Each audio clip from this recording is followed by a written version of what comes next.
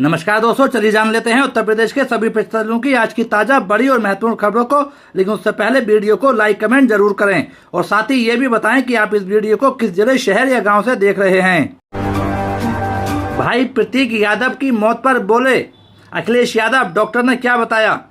Samajwadi party के प्रमुख और उत्तर प्रदेश पूर्व मुख्यमंत्री अखिलेश यादव के भाई प्रतीक यादव की बुधवार को मौत हो गई है। परिवार के करीबी लोगों ने बताया कि अचानक तबीयत खराब होने की वजह से प्रतीक यादव को लखनऊ स्थित सिविल अस्पताल लाया गया था। प्रतीक यादव भारतीय जनता पार्टी की नेता अपर्णा यादव के पति थे। वह यूपी के पूर्व मुख्यमंत्री मुलायम सिंह यादव की दूसरी पत्नी साधना गुप्ता के बेटे थे।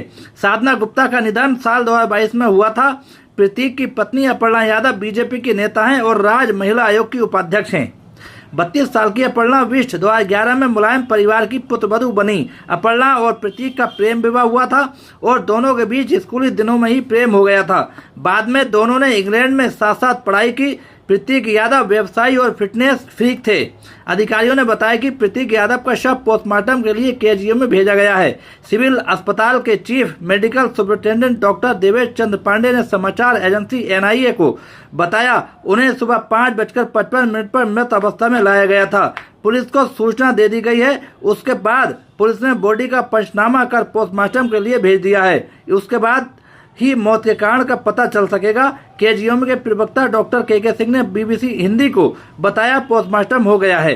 पोस्टमार्टम करने वाली टीम में 2 डॉक्टर केजीएम और 4 सीएमओ के यहां से आए थे। बिस्तरा सुरक्षित रखा गया है। पारिवारिक सूत्रों ने बताया कि दोपहर 1:30 पर प्रतीक का विक्रमादित्य मार्ग के मुझे चिंता है कि बेटे की बारात वापस न कर दी जाए। पीएम मोदी के सोना न खरीदने पर बोले बीजेपी विधायक। पीएम नरेंद्र मोदी के सोना न खरीदने के बयान पर उनके ही विधायक तंज कस रहे हैं।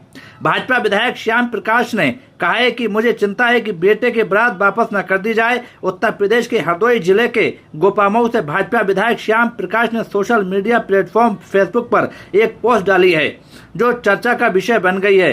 पोस्ट पर लोग तरह तरह के कमेंट कर रहे हैं। दरअसल पिछले दिनों प्रधानमंत्री नरेंद्र मोदी की ओर से ईरान अमेरिका युद्ध के चलते पेट्रोल, डीजल और गैस सप्लाई में आ रही परेशानी व विदेशी मुद्रा भंडार में हो रही कमी के चलते आम जनमानस से 1 वर्ष तक सोना नहीं खरीदने, पेट्रोल डीजल कम खर्च करने, पब्लिक ट्रांसपोर्ट का इस्तेमाल करने, विदेश यात्रा पर नहीं जाने आदि की अपील की थी। भाजपा विधायक श्याम प्रकाश ने एक पोस्ट सोशल मीडिया पर की है जिसमें वे कह रहे हैं कि मोदी जी के आह्वान पर मैं इलेक्ट्रिक वाहन लेने पर भी विचार कर रहा हूं, लेकिन कोई भक्त ये भी बता दे कि बिना मंगलसूत्र और सोने के गहने ले जाए क्या कोई हिंदू विवाह हो जाएगा। मेरे बेटे की शादी भी दिसंबर में है, इसलिए मुझे चिंता है कि कहीं बिना सोने के जेवर के बारात न वापस कर दी जाए, जो कि अक्सर होता भी है। ये 1 साल तक के लिए सभी विवाह ही रोक दिए जाएं, ये विकल्प हो सकता है। विधायक ने जैसे ही ये पोस्ट डाली, यूजर्स अपनी प्रतिक्रिया देने लगे। एक यूजर ने लिखा कि विधायक जी, बिना दहेज की शादी करो, बारात नहीं लौटेगी,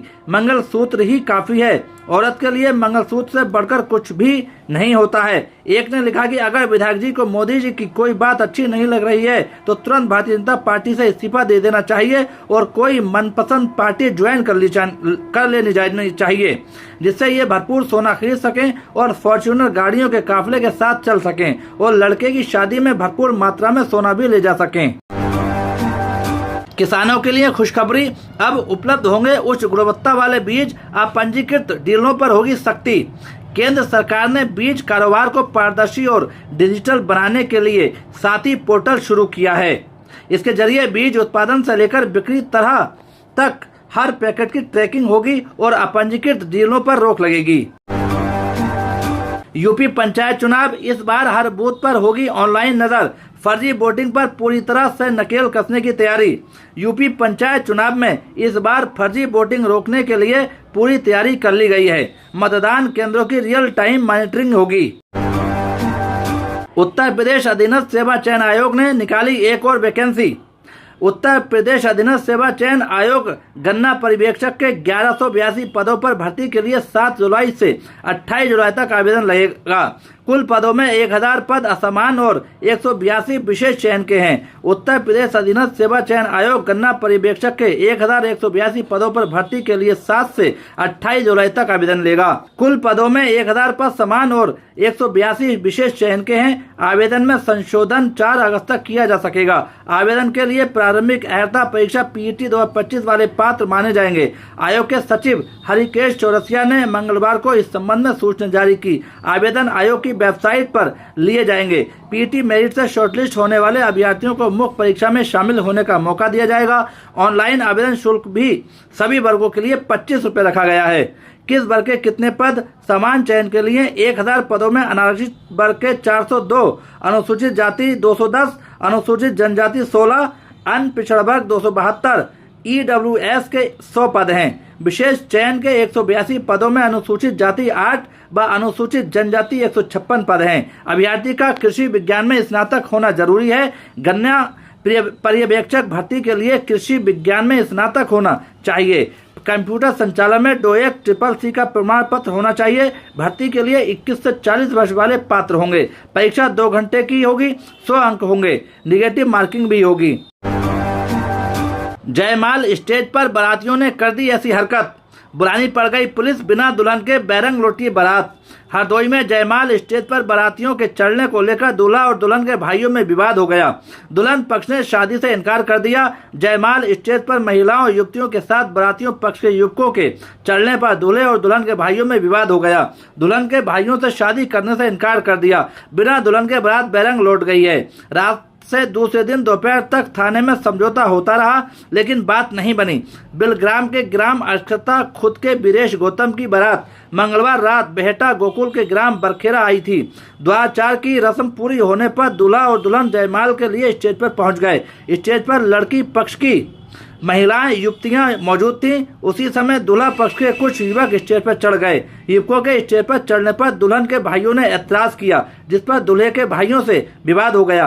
काफी देर कहासुनी होने पर यूपी 112 पर सूचना दी गई। पुलिस ने पहुंचकर जांच की। दुल्हन के भाइयों से शादी करने से इनकार कर दिया। काफी देर सुलह समझौता होता रहा। दुल्हन के भाई राजी नहीं हुए। इसके बाद बेरंग बारात लौट गई। मामला थाने तक पहुंचा। बुधवार की दोपहर तक थानों में दोनों पक्षों में बातचीत होती रही। थाना प्रभारी मार्कंडेय सिंह ने बताया कि लड़की पक्ष शादी के लिए तैयार नहीं हुआ है। दोनों पक्षों ने अपना लेन देन वापस कर रिश्ता तोड़ लिया है। चलिए दोस्तों, आज के लिए इतना ही। उत्तर प्रदेश की सभी खबरों को जानने के लिए बने रहिए हमारे चैनल द यूपी न्यूज 92 में।